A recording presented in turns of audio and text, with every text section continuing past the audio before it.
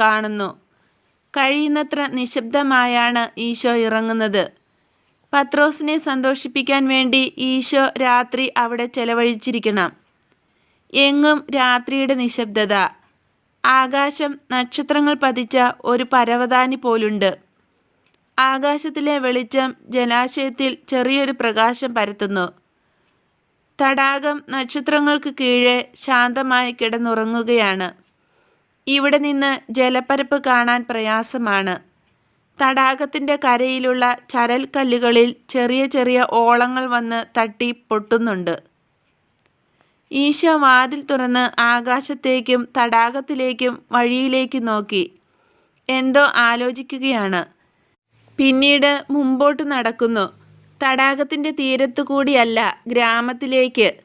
ഗ്രാമത്തിൻ്റെ ഒരു ഭാഗം മുറിച്ച് തുറസായി കിടക്കുന്ന പുരയിടങ്ങളിലേക്ക് പോകുന്നു.